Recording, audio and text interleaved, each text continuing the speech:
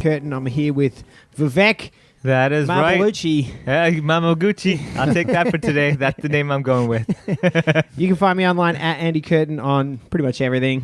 Just follow me. Go to Facebook at Funny Vivek with the letter M for Mana. If you're enjoying the podcast, hit subscribe. We also have a pretty sick Patreon up. We're putting up bonus episodes every Thursday and a bunch of other video content and stuff like that. So go to patreon.com/HoHoPod. Link is in the description. Huge thank you to recent patrons Andrew, Dale, and Jason. So today's guest, very excited to have Jeff Rotmeyer on the podcast. How are you doing, man? Great. Good to be here with you guys. Yeah. So where do we start? How long have you been in Hong Kong for?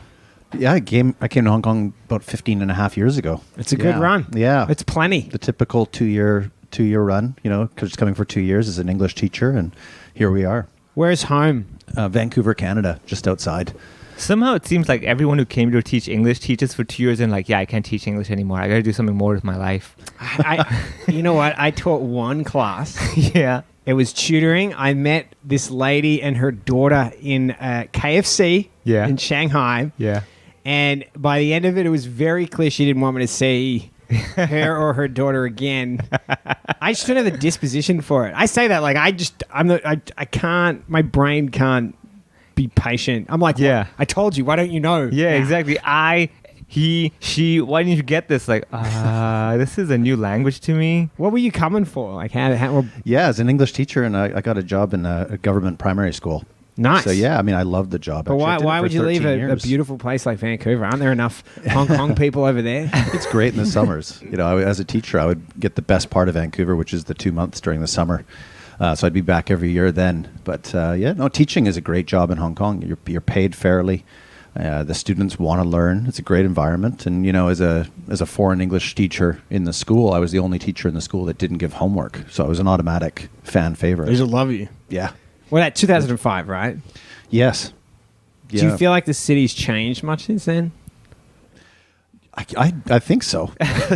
Are we going all the way back to 2005 to look for change in the city? But it has changed. Yeah, definitely. Like, I don't ask that question. Are we allowed to talk about it's a default, but it's a timestamp, Like, it's interesting asking someone who's been there whole life or came in the 90s. Like, not many people we've spoken to came then. Well, I guess because when you get here, let's say in 2005, you have this image that it gets imprinted in your mind of this is Hong Kong, okay. And then you be here long enough and you look at it now and you're like, okay, this is a very different world we're in. Whereas for me, being born and raised here, I was like, well, this has always been what it's like, right? It's always... You don't think it's changed? I think it's changed, as in this kind of change is just always Hong Kong. The change is the default, right? Exactly. I mean, the escalators all of a sudden it becomes stairs, it becomes escalators, it becomes like a building. Now there's a garden. It's like, whoa, this is in 2 years. Then they extend to the top of the peak. Then they extend to Shenzhen, and it's very advanced. Yeah, exactly. It's a one-way street. There's only one road. You only go that way. Escalators. In the mornings they go. Exactly. Go to work. That's the escalator direction for Hong Kong. Yeah. Do you feel what would you say is thinking back? Do you remember when you first arrived? Do you have a vivid memory? Yeah, I do actually. Yeah, me and my wife came here, and we jumped in. We didn't have came here with no apartment, right? So we came here to look, and then we found we were caught in just a torrential downpour in Causeway Bay. How terrifying is it when you start looking at apartments? Do you remember just being like, well, this one's weirdly small, but the next one will be okay? Yeah.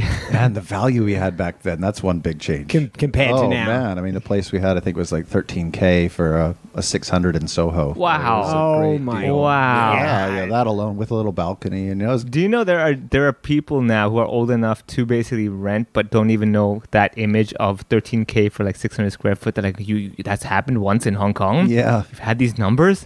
This does not compute. I remember when I was looking in 2019 and they were less than 25,000, they wouldn't even speak to me from Hong Kong Island. Yeah, you walk in, right? You're like, what's your budget? We have nothing. That's what we have. That's the funny thing, on the application sheet where the budget is, it actually has 5 empty spaces for you to put your number in. It's like, no, I just wanted to use 4. No, we don't work that way here. You got to go 5 or more. What are you buying, a post office box? Yeah, here's a postcard of a flat. Go mail yourself something. Spot. Yeah. It was pretty... I don't know what... I first came here in 2009 because I was living in Shanghai for 10 years, and Hong Kong struck me as just being a wild party city. Yeah, it's been fun. I mean, that's the biggest changes in my life have been that stage of, coming here, just my wife hanging out in Soho and, bars, nightclubs, etc. Having a child, shifting apartments quite often throughout Hong Kong Island, and now getting into the charity world and living on South Lantau, which is a big whole changes. spectrum. I mean, like what you described is literally the spectrum of Hong Kong. You've got all the way from the nightlife all the way down to the charity work that you're involved in as well. So it's like, and you've been a teacher, so you've seen the young generation as well, how they're growing up. And in the government school, you see a whole different world compared to international schools. It's ridiculous. Like whenever you go there, it's like these are two separate worlds, but in one little small city. Yeah, exactly. I feel like the time in the public school really gave me, 13 years I was in the public school. So, it gave me a really good insight to Hong Kong culture. And, I think it's helped a lot, in this charity world. Yeah. Are your students 100% local there? Yeah, in the public school they are. I mean, we had a few, I think 1 or 2 Pakistani students, which is, also gave me great insight, into the struggles and the challenges that they have, in this community. And how did I have read some of your interviews and stuff online, but how did you start? With because we've brought you on today because you run Impact Hong Kong, which is one of the major charities working with homelessness in the city. What was the beginning of that for you? Yeah, it was crazy. I mean, it's been a crazy ride. I guess it was about 11 years ago. I wanted to do something more meaningful, and I was a football player at the time, playing football, recreationally in Hong Kong. Ouch, that hurts to say something more meaningful. He's like, I'm a football player, no meaning over there. No. He's like much more than teaching children, no meaning there. Yeah, exactly. I'm kicking the ball around the pitch. I mean, what's the point of that, All these great things, just meaningless. Look at Ronaldo just sitting there empty. Now go on. Shots fired. Yeah, it was. I was just seeking something more. And I had an idea just to coach, ethnic minorities, asylum seekers, and refugees in football. So I just simply reached out to charities that support those groups. I rented a pitch, invited the kids to join, and I just started coaching. Turned it into a bit of a program. Got Diodora sponsorship. I was giving a talk on that, and then when I sat down after my talk, I was approached by a doctor who's the head doctor of the Down Syndrome Association, and he asked if I would ever consider doing that for the Down syndrome community. And at that time, I'd never met anyone with Down syndrome, but I said I would try, and it just changed my life, really. Just became the highlight of my week. Yeah. And I just fully took that opportunity on. Wouldn't you say like the charity events in Hong Kong, there's a real domino effect? Because even myself, I've worked with different organizations, and you work with one, all of a sudden there's someone over there. Humble brag, bloody hell, God! Look at us helping the world. I also do charity work. I bought a little sticker on Saturday, for $2. No, but I mean, what I find interesting is that you wouldn't even imagine these worlds. Like you said, the Down syndrome, kids, and you're like, oh, I never even considered that initially when I thought of this idea of helping asylum seekers and all those youngsters as well. Yeah. And what was the most fascinating / bizarre / touching surprise events you've done? Like I was surprisingly contacted by a hospital once to do comedy shows for patients, and I was like, wow, I never imagined that, and I did it. And it was a really special moment for me. Like, was there any one of those things that you just didn't expect to ever do and you've done, and you're like, wow, that has left an impression on me? Oh my gosh, yeah. I mean, this has been a crazy ride. So many. I mean, just in you sharing that story, one thing I never thought about as well was like cleft lip. Yeah. And we were doing these junk boat parties. People with like a cleft palate? Yeah. And we were doing these junk boat parties at the original stages to kind of raise cash and have fun at the same time. So we'd hire a night junk boat. Charity junk boat. Exactly. Yeah, exactly. Getting drunk now for the you're cause. talking. Yeah, exactly. That's the kind of help We're going to have a live auction after 3 shots. Charity work does not have to be boring. Yeah. And I reached out to a charity called SOCO, a Society of Community Organization, and I asked, is there anybody, like a specific person that really could use a hand? And she mentioned this one lady who's doesn't have enough money for cleft lip, but also her father just died. And I was like, oh my gosh, wow. So we did this junk boat party, raised $20K for her, the next stage of her operation, and then we went and did that. But it was just like... That's such a funny setup. It was amazing, just bringing people together who care. Yeah. And seeing a direct result because of that care, right? Yeah. It was just a really cool event. I don't mean to laugh, but it was like, she can't afford the operation. Her dad just died. You're like, sounds like she's ready to party. Immediately thinks of junk boat people. You're like, that's a junk boat right there. Exactly. Junk boat for you. Junk boat exactly. for you. Yeah, exactly. She's like, in your honor. She's like, but this all happened in my life. We're going to get like, drunk I'm right now, and miserable. tomorrow you're going to be happy again. Yeah. Well, I mean, that's another bizarre thing I find with charities in Hong Kong is that when you do like fundraiser events, it's kind of a weird experience. You're like, so I'm over here partying, but it's for this cause, and you feel kind of. I'm also so wary about like how much of this is going to the charity. Yeah, that as well. Like in comedy, the number of comedy promoters that are giving like 10%. And the thing is that if you put charity on a comedy show, you're going to sell out. Like that's... Yeah. So they're going to make more money than they would have made just running a show. Yeah. And do you see people taking advantage of the charity like that? Yeah, it's I've learned. I mean, I never grew up in the charity world. I'm just learning as I go through this process. But yeah, you get that question a lot. Where's the money going? You know, questions of admin percentages with charities. Oh, of course. But do you see people doing it wrong? Do I see charities doing it wrong? Yeah. Yeah, I would say you see a lot of charities that definitely don't do a great job. But I think also you have charities are just unfairly treated, in my opinion. They're judged not based on the product that they deliver. They're judged on their admin percentages, which very often leads to just charities not doing a good job because you're not getting the best people to do it because you have this fear of just instead of tackling the problem, you got to spend money to raise money, right? Yeah, I mean sometimes you do. Yeah, it's a weird thing where, like, let's say you want to hire staff, right, on your team, and you're afraid that if you spend too much money on, like, you know, just the staff salaries and everything, when you have the final report that you got to show, it's like, oh, you spent so much money on staff, whereas you only helped so many people. But it's like a long-term thing, right? You got to kind of build up the foundation. Maybe you need the staff to help build up all the connections and everything. So that's a really weird thing I have. It's like when I work with charities, I'm actually curious to see how they perform, but I'm more interested in what is the objective of your charity. Like if you told me that you spend a lot of money doing posters and this and that, but then your objective is really to help kids, and I'm like, hey, I want to help this bunch of kids as well, I'm fine. I have no problem with the admin costs, because I realized that it's a really weird way to look at the charity from the percentages of like how much it's going to where. But there have been some that I've done where you go there and you're like, this clearly is just an excuse to have a party. Like, you know, I've been to gigs where I'm like, this was supposed to be a charity fundraiser, but this clearly is not about the fundraising. Like the fundraising is like, okay, that'll happen later on at 11 p.m. But 8 p.m. onwards, let's get the partying going on. Let's get the drinks out. I'm like, guys, you know, this is kind of awkward for me if I'm hosting a whole event, but I'm not talking about the charity until 3 hours into the whole event. Right? Yeah. So you have all sorts of these weird things. But I mean, I'm sure like with you, Jeff, like you have people approach you to, you know, collaborate or ask for your help and stuff where you just couldn't help them? Like you were tied down, or there was some issue that you were dealing with that you just couldn't help them and you didn't know how to deal with it? You mean with like people that we were helping on the streets? Helping on the streets, or like during your journey to where you are now? I mean, when you started the whole charity community outreach and stuff like that, were there times when, let's say, people or organizations contact you and saying, hey, Jeff, we love what you're doing, can you help us? Just like the doctor asked you to train other kids as well. Have you had occasions where you're like, I really wish I could, but I can't right now. I'm totally bogged down. There's no way I could do this.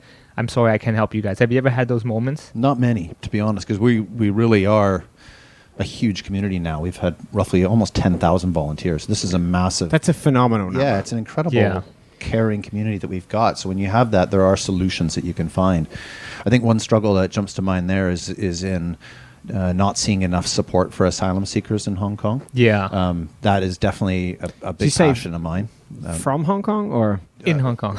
Oh, from Hong Kong. Oh. I noticed you mentioned online that the initial step towards Impact Hong Kong was that you just once a month wanted to go and do a walk around and start giving people food. How did that go the first time you went out, and how did it develop?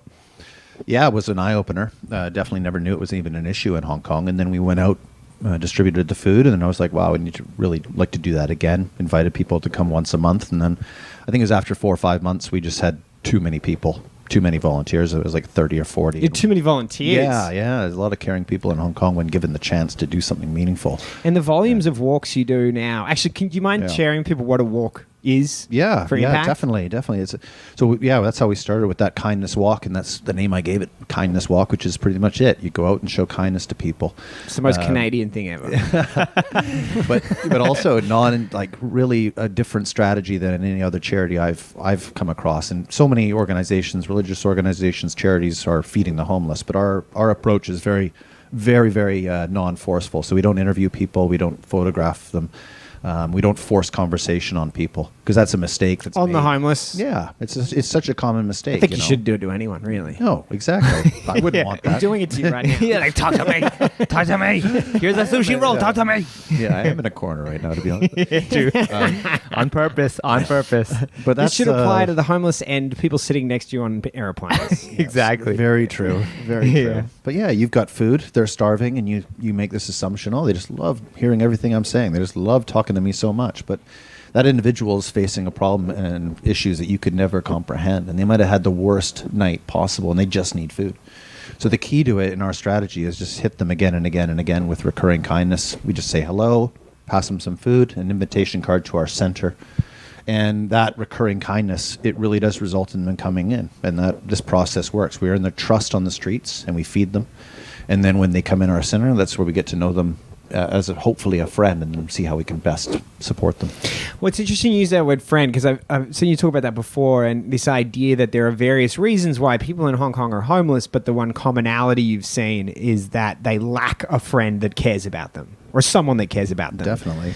How does, how do you notice that, and how does it change when you're able to provide That's such that? a Hong Kong thing, though, lacking friends, because like the Hong Kong mentality Speak is for very yourself, like, buddy. yeah, exactly. I mean, I'm doing this because I have to. I don't want to do it. No, but what I'm saying is like the whole Hong Kong thing is like I remember when I went to Vancouver, right, for my first time, and I went there, and there's this habit that when you get off the bus, you say thank you to the driver and stuff like that, right? Simple things like that, where my brain could not process that. I was like, wait.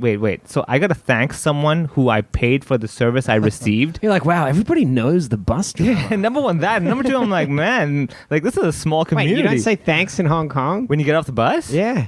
Not the big ones, at least. Maybe the minibus at most, but not the big bus. Oh, man, you're an asshole. I didn't know this about you. No, but That's pretty rude. You know, exactly. Oh, hold on a second, people. I lived here my whole life. You don't tell me how to live here. No, but I mean, that's the aspect. I think in Hong Kong, the mentality has always been like, it's not that people don't want to reach out. It's more like, I got better things to do, or, I don't really know you. You don't know me. Let's leave it at that. Like neighbors, you very often you live with your neighbors opposite, but you never see them, or you never even ever know about them. I couldn't name one neighbor I've had in 12 years of living in China. Now that's rude, Andy. You should learn how to say thank you getting off the bus. Start practicing.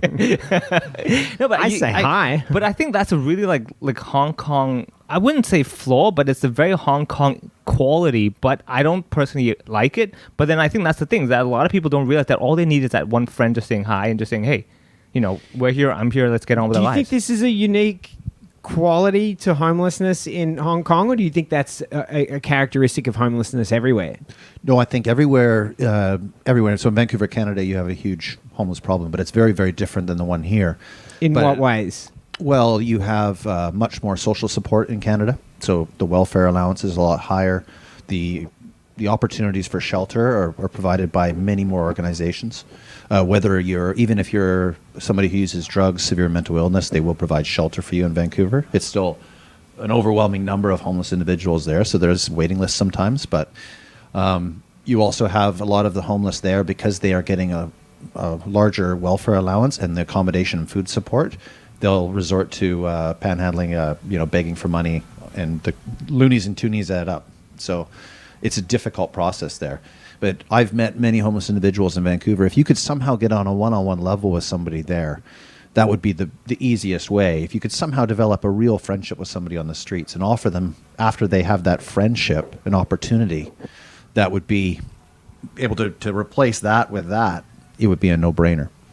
So going back to Hong Kong, how do you see this role of lacking friendship, affecting the people that you're working with, and how do you try to provide it yourself? Yeah, you have to build communities, right? We're one big community now, and then we have to foster smaller communities. So we have co-living spaces that we've started opening up, which are 3-bedroom apartments. So we transition individuals. When we first get people off the streets, we put them into our hostel guest house. They'll stay in there. They'll get support with us daily. And then Where's that? That's in Mongkok. Yeah, Okay, Mongkok area. near the location where you do the. Yes, Tai Kok Choi is our main offices and sports counseling rooms are in Tai Kok Choi, which is right next to Mongkok and Olympic Station as well. And has that been affected by COVID? Not from us. We all of 2020 we operated every single day. 500 meals a day. We're on the streets every single night, multiple locations, and we've acted, and even our staff. In 2020 we went from having 7 full-time staff up to 28. So we're really, really, really on the move. Yeah. Do you feel like? Can you think of people that have transitioned out of homelessness in your interactions with them? Yeah, I mean, in speaking of the friendship aspect, so one of the individuals was homeless in Happy Valley Tunnel for over 10 years. We earned his trust there. He came all the way from Happy Valley to Tai Kok Choi to see us because of that trust.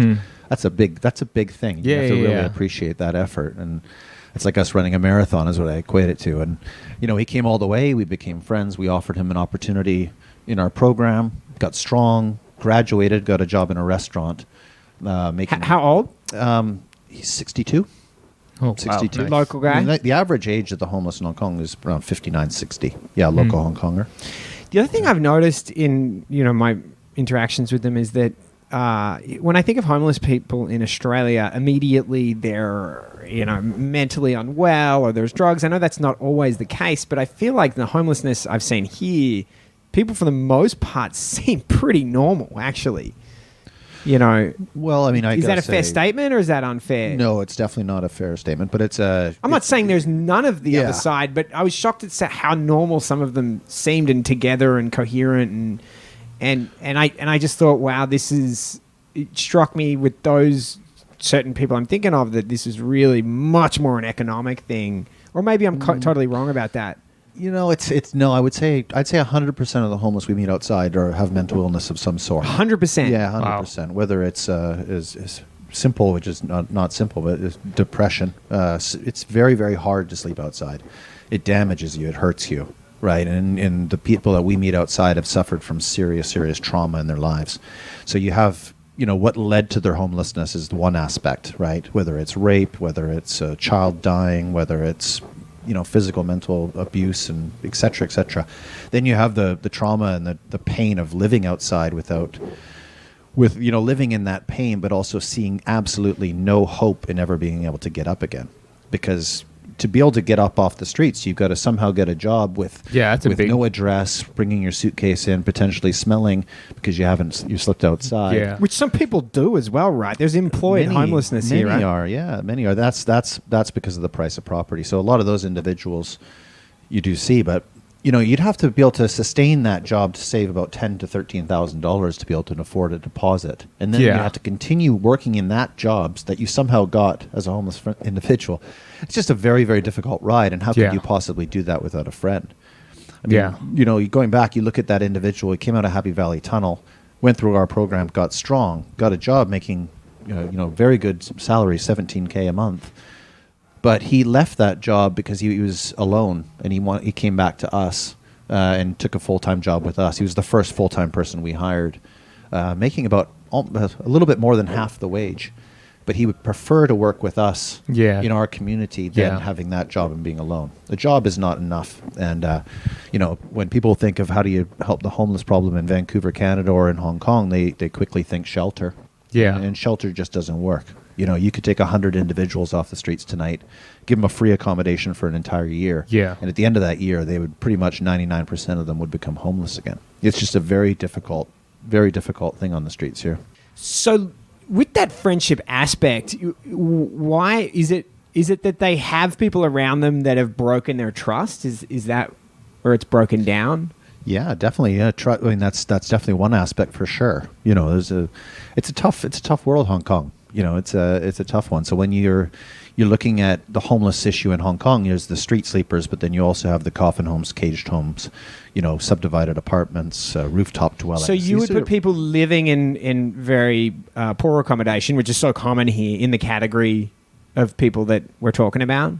I would count individuals who live in illegal spaces that are even defined by the government as illegal. Those are homeless people, right? So a person who's living in a coffin home, which is an inhumane space, would never be considered a home, in my opinion. It's illegal, it's inhumane, it's unacceptable.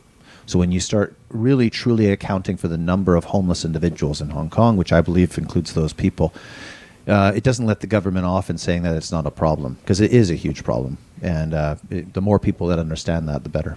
What about the McRefugees? Yeah, and that's another one. Sometimes people think that people living in McDonald's they're fine, they're in shelter. Yeah, like, no, it's dude. okay. No, Yeah. I mean, we're talking about a restaurant that, number one, isn't a homeless shelter. They're turning the air conditioners on very low at night. They're vacuuming, partitioning off the benches so you can't lie down, and they wake you up if you're sleeping. Yeah. So this is not a good situation. Yeah. And we're talking about 500 people a night in the last count that sleep in McDonald's every night. Yeah. Which is now closed at 6 p.m. because of COVID. Yeah, that hurts, man. I mean, especially with all the grease in the air, imagine the acne you also get with that. Could be worse. They could be eating McDonald's. Exactly. Right over there is one thing staying around it, another thing ingesting it. That'd be so funny. Someone's like, "Would you like some of my food?" They're like, "No." Yeah, hello. Do you know where you are? It's from the bench. Exactly. So let me ask you this. So right now, I've heard a lot about if I, let's say, want to get involved. Like, I feel like I want to see if I can do any sort of impact and help. Here, look at that branding right over there. It's the word impact. This is you. This is why you get your gigs. So what's the, I don't want to say beginner or entry level thing that someone can do, because what I find is a lot of times people get excited about charities and they're like, I want to do charity, I want to do this, right? And then when they get to it and like, oh, I got to do all this. Oh, couldn't I do something else that makes me feel it's good as work? well? I thought it was just doing tequila shots. Yeah, I just helping. like, you want me to wrap 100 of those for these kids? I don't want to do Look good that. on my Instagram. Yeah, exactly. Yeah. So just, I mean, not to cater to someone who's just lazy, but I just want to make it easy for someone to have the entry point of like, what can they or someone do to help the homeless? Like, as you said, don't go up to them and pretend, let's have a conversation, maybe talk and stuff. Maybe they don't need that. They just maybe need something else first, and then get to the point that they're comfortable about you and then want to speak to you. So what's the entry level thing you would say to someone who could kind of help the homeless in Hong Kong? Yeah, I mean, well, working with the schools, I get that question a lot. It's like, number one, first and foremost, we need to care. Right? Yeah. And just by caring and understanding that homelessness is not a simple thing. This is not a lazy issue. It's not. So don't look at them like, oh, look at these people. Like, not with that attitude, right? No, I mean that's not much of a friend. It's pretty stupid, and I mean it's just such an illogical thing to judge someone who you don't know, right? To look at somebody based on their appearance and try to give who's them probably advice. been through something worse than anything you've been through. Exactly. Yeah. Or That's you can why, imagine as well. Yeah. Yeah, which leads to like a real failed definition of empathy. But just on that though, I will say the kindness walk is really simple. Right? Yeah. You're not going out there, whether you speak English or Cantonese, it doesn't matter. You're simply going out and passing a banana. You don't need a degree for that. It's a very simple volunteering activity, which takes about an hour. Yeah. And it will give you more insight into the homeless situation in Hong Kong. And on top of that, an hour of walking can burn up to 500 calories. There you go. So letting you know during COVID times, everyone should be doing 20,000 steps or 10,000 steps per day. An hour's walk is more than 20,000 steps on average for a person. Think about it. You help people, you help yourself. Do you there you go. Do you find in your work that you have the opportunity to see people at that really early phase where they either become homeless or going on what you're saying, enter a mentality that would breed homelessness? When you think about solving the homeless issue, you think, okay, well, how could we stop homelessness before it happens? Right. That's kind of what I'm getting at. But to be honest, it's impossible because, people will always have fall downs in society, right? So the key that we look at in preventing it is in educating society as much as possible. So when we see a homeless individual outside, whether it be you, me, or anybody else, your very first thought when you see that person is, that person needs care, that person needs help. That's not somebody who we should judge, that's somebody who needs care, right? And it's unacceptable that anybody should sleep outside. And if you have enough people in society that understand that, it will result in bigger change. Is there anything that do you think the Hong Kong government does a good job in dealing with it? No, not in the slightest. What would you think? What would you like them to see them do? Well, I think you have to. There's many pieces to the puzzle. It's not an easy fix. I think the government, could do more in working better with the charities that support the homeless. So you have 3 major government-funded charities that they provide a lot of money to, millions and millions of dollars per year, to say the least. And those charities that they pay to support the homeless are very limited in what they can offer, right? So they're typically typically forced to label the homeless as street sleepers, number one, right? They can't provide shelter or real support for individuals with severe mental illness, right? Drug addiction, individuals that have suffered serious trauma, they can't help that community because of the recording and reporting that they must do for the government, right? So that's a huge issue. But then also you have to look at public housing, right? And having more public housing opportunities for single individuals right? So we'll meet men on the streets who have been waiting for public housing for 15, 20 years, which is just, unacceptable. So, those are definitely things, but I think the government really has to kind of stand up and say, you know what, this strategy that we have now in just telling individuals who are homeless and in pain to just go away and go somewhere else, it just doesn't work, right? Closing off footbridges where the homeless are and telling them to go away without giving them real options is unacceptable. So it's it's a real learning process, but it starts with care. It's typical. I mean, you see a lot of these small examples of the government subtly kind of saying, shooing people away. Like, for example, under the bridges, you'd have normally a flat cemented area, and they'll just all of a sudden have this new renovation where there's like little spiky blocks of cement over there, so it's uncomfortable. Hostile architecture. Hostile architecture, exactly. Or the benches all of a sudden have armrests in the middle. You're like, really? Yeah. Really? I love we need that the expression, separation. hostile architecture. It's Exactly. Yeah. It's everywhere. Actually, the benches are one thing. The old Hong Kong benches, they have a really looping armrest. Yeah. And many homeless individuals, where are they going to lie down in a safe place? So they were able to put their body, squeeze their body under this trapped big armrest, right? Which is horrible. Yeah, of but course. At least they could lie down. Yeah. But the government, they're so smart. They had this new armrest, which is cutting right through, so it's impossible to get your body in there. And this little strategy, and you're like, wow, you can just kind of imagine this government meeting where they're like, oh yeah, let's design it like this so they can't lie down. Yeah, I can imagine. Yeah. I don't want anybody living on a park bench, but at least when they're on a park bench, you can find them. Yeah. And you look at the amount of suicide that we see on the streets. Is there a lot of unbelievable. suicide on the streets? Yeah, I think honestly daily. I think you're having individuals commit suicide, so it's a huge thing. What do you? I don't mean to ask the grisly question, but are you finding cases or? Oh, sure. I had actually quite a few friends in the past year committed suicide. I'm sorry to hear that, man. No, it's part of the that's why we have to fight hard and quick, to get the results that we need, because we offer a lot as a charity. We have 160 plus people in shelter tonight. So we really do work hard in getting individuals off the streets and giving them an incredible care along with that. But everything we're doing as a charity is just not good enough at this stage. Yeah. We have a lot more to improve on, a long way to go. Because it's serious. Very serious. Yeah. What do you think is the biggest challenge in what you do, or the biggest challenge that you've faced since you started? It's enough time in the day. You just have to really, really work really hard to get to this stage, and now we're in a really good position. I would say we've overcome every single step. We're just very solution focused. We've overcome some really big challenges along this why we're 3 years old as a charity. But I think right now we're in such a good position that I can see how, there's some big challenges ahead, but there are definitely solutions because of how many caring people there are in Hong Kong. And do you feel like there's been moments when you thought you were doing it wrong, or you've made a mistake in how you've approached it?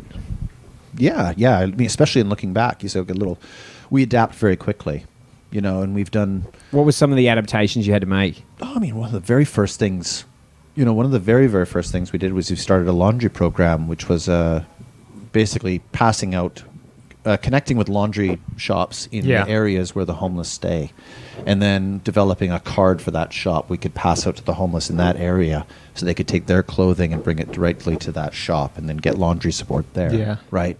And that worked well. It was a good program, but a better adaptation was in getting our own laundry machines and then having individuals come and do laundry with us. And while they're there, we get to know them better. They can have a coffee, have a tea, a snack, a meal, a conversation in a more secure setting and a friendship-based, right? Do you speak Cantonese? No. Does that hold you back from having friendships with a lot of these guys? I think it probably does in some sense, but it, our staff are incredible. All but two of us are fluent Cantonese speakers, and Alec, one of the gentlemen I mentioned earlier, who lived in the tunnel. We don't speak the same language. That's the Mohawk guy? Yeah. I know that guy. Yeah, there you go. Yeah. So there you go. So, but he's one of my best friends in the world. We'll have beers and drink in the Dai Pai Dong together. We're good. But he doesn't speak English, right? No, he doesn't. It's improving a little bit, as is my Cantonese. I got a couple words now, but yeah. But I mean, that already shows you that it's not really the language barrier. A lot of times people tell me, oh, I can't really do this because of the language barrier. I'm like, when there's a will, there's a way, right? In many ways, if you really want to do something, like the kindness walk, honestly, it could be a silent one. Yeah. You just walk around and do your thing. You don't need to worry about like, oh, but what if they talk to me? What if I want to say something? Like, don't worry. It'll be fine. The major action is not the conversation. It's the giving out, it's the connecting in that sense, right? It's making sure they know that they're cared for. And that there's an opportunity if they want it. And not to be one off. I mean, no one's eating once a year, right? So we're every day. We're every single day. But it is, it's a thing I've learned as well. I really changed is that we're not a charity that we don't save lives as a charity, right? And the reason Alec and all kind of do though. No, we provide opportunities that people need, right? We provide opportunities for shelter. We all need that. We all deserve that. Food. We all need a friend. We provide those opportunities, and the reason that the individuals that we help find success is because of them. It's because of their work, their heart, and what they do, and the effort that they have to make, and. They just need a little stepping stone at most, right? Like basically, they have the ability themselves. They just need that one little extra step. Yes. That you guys are providing for them to start bouncing back. Yeah, which goes back to the process of it on the streets. If we try to force that conversation too much, and we try to pull people in for support, it ends up in failure. Yeah. And if they make the effort, we offer them the opportunity of coming to our center, and then they come. That's where you find the greatest success. Yeah. And they have to understand that balance. We provide that opportunity, and once we do, we need you to kick ass now. I think that's the interesting thing, because like when you're talking about this, I face something similar when I go to schools talking to ethnic minority kids as well. A lot of them had disheartened, feeling that we're not part of society. We're the EM kids. Our future is kind of just A or B or C. That's at most what we have. Where like a lot of time I talk to them, I say, you don't limit yourself. It's kind of like you just need that encouragement or that motivation, sort of that image in your head of like, hey, wait a second, you mean I can be doing that? That's possible. And like, look at me, I get confused with Jeffrey Andrews every week. Exactly. I mean, you could be confused as well. I mean, we could all be confused, So stuff like that. So it's good kind of be confused about it. Well, exactly. I mean, thankfully, right? I'd rather be confused with Jeffrey Andrews than a lot of other people Muhammad. I know. There you go. Or you. Hey. No, but what I'm saying is that so it's more like these little stepping stone, the little encouragement, the little bouncing board, right? Mm-hmm. That you would say Impact Hong Kong really is doing for a lot of these people. Yeah. Okay, do you think there's a difference in how homeless are perceived in Hong Kong versus other countries? No, I think it's kind of the standard, because even when I speak to schools, and you'll get even so. The reason I bring that up is because kids have never met a homeless person, right? So a 6-year-old has never met a homeless person, but even they'll have this idea that the homeless are lazy, or that there's a choice, or why do they choose that? Why do they do that when they could do something else? It's just kind of an ingrained thought, and it's such a push narrative. Would you say it's also because like a lot of parents kind of scare their kids of like, you might sleep on the streets if you don't work hard now, I mean, it's a really opposite negative. I always tell people where I say, there's an image I saw online where like you have one parent yelling at the kids saying, if you don't study hard, you're going to have to, be a street sweeper or whatever. Yeah. And the other parent is saying to the kids, like, if you study hard, you'll be able to help this person, maybe improve their lives and stuff. So it's two different mindsets of the same situation. So would you say that's a Hong Kong issue where a lot of parents think that, sleeping on the streets, that's going to be the ultimate failure if you don't study hard now? Yeah, you see the range, because we do want families to come out. We do want kids to learn. And you'll have some parents who are like, you see, let's go and show that guy some love. And you'll have some parents like, yeah, you see? Yeah. If you don't study, that's I told you. Yeah, that'll be you. Yeah, exactly, right? It's a really bizarre spectrum where you literally have the two parents looking at someone going like, oh, you'll become like that, or the other's like, you know what, let's help that person. Two exactly. different. And what do you see more now? Like, do you see that spectrum changing as in the more and more new generation kids in schools kind of saying, yeah, we understand this as an issue, rather than like, oh, we better avoid that ever happening to us? Oh, yeah, you see such incredible mindset change. I mean, not just with the kids, with the corporations that we work with. We work with a lot of banks, law firms, etc., who come on walks with myself, and you see. You have a moral slate to clean. You do, yeah, you do. You see people really change in a very, very short amount of time. So you'll have people in a 10-minute story. You'll have one person at the beginning thinking that homelessness is an easy fix with tents that are transformed from coats and. A very, very simple fix, and you'll have them understanding how important friendship is and how these individuals really need care. Yeah. their top need. So within an hour of that kindness walk and the introduction and everything, like you've seen a lot of people's minds just completely change. Oh, unbelievable! Yeah, it's a huge thing. Yeah, so this charity is quite special because I think I know there's a lot of homeless charities in the world that do great work, but I have to say I don't know too many homeless charities that would invest as much time as we do in the education side. Right? Yeah. We're working with 30 plus schools a year. And we have a big message on social media how we grew, and the importance of caring for this community and what happens if you do. How many people come on the walk also to find friends? Yeah, it's funny, because it's actually you meet great people. That's what I was going to say. It's a good spot. There's an definitely. element of like building trust with the homelessness people, Yeah. but you've also got to build trust with the people that are going to help you out, right? Yeah, 2 of our volunteer walk leaders just got married. All right. Yeah, another group of walk leaders just got engaged as well. So yeah, we got there's opportunities there. Yeah, go for it. Coffee meets bagel. This is a whole different game. Yeah, we're talking about a big community, so yeah, definitely. What's the most important part of what you do personally now, do you think? I think it's in trying to, get these charities to a point where they can be here well past my time, right? So that these charities can be here 100 years from now. They'll be deeply ingrained in the fabric of Hong Kong and the education system, right? And I think that's the big challenge. So I have to get my butt off the ground a little bit more, which kind of sucks because I really like being on the ground, and then more working on building it as a company and ingraining this vision and culture inside our staff that will then give it the longevity that it needs. And what is there anything looking forward that you're really hoping to see, be realized? Any big goals coming up? Yeah, massive. So we're opening up our first kitchen within the next 2 months, actually, which will give us a lot more opportunities for people off the streets in terms of our programs and routine work, but then also in job training, and then in having a stronger graduation stream for individuals off the streets to get strong, get the training, and then move on to work with our corporate partners in the workforce, right? Also looking at opening up our second social enterprise shop, which is our one-of-a-kind clothing shop, which will open up in Wan Chai hopefully this year before summer, which is, again, more job opportunities, saving good quality clothing and products from the landfill, which has been going really well. Our shop in Jordan has been really successful. So it's that's exciting. And then moving a lot more into mental health support, which is really the biggest gap on the streets in drug rehabilitation, purposeful work and opportunities for them. Wow, and the whole of Hong Kong, the rest of the world is like looking at 2021, man. Oh my God, this year is going to suck, right? Here you are like so optimistic about all the projects that are upcoming soon, like in summertime with the shop opening. Yeah, Everyone else is like, I can't go to Thailand. Yeah, exactly, right, exactly. I mean, I guess it really is a perspective, right? You see a lot of things and you say, hey, you know what? Let's just make things work out. Because you've seen so many, like I said, it's the spectrum. You've seen this other end of Hong Kong and the world around you that, comparatively, the fact that you can't fly to Thailand or like the gyms are closed is like, yeah, whatever. It's like no big deal. Like, why are we still whining about that when there's so much more we could be doing with our lives? So coming back to that kindness walk thing, would you consider that as something people can do and take and try out and basically experience to hopefully give them perspective in 2021 for them totally. to, right? Yeah, because you're not just even helping the homeless, right? You're helping elderly individuals on the streets, cardboard collectors. You're helping along these walks. We also help all the street cleaners. This Chinese New Year, we have our annual Street Cleaner Appreciation Week, where we just encourage people in society to take a red packet. And yes, you're helping other people with red packets, but why not give one as well to the street cleaners in your community?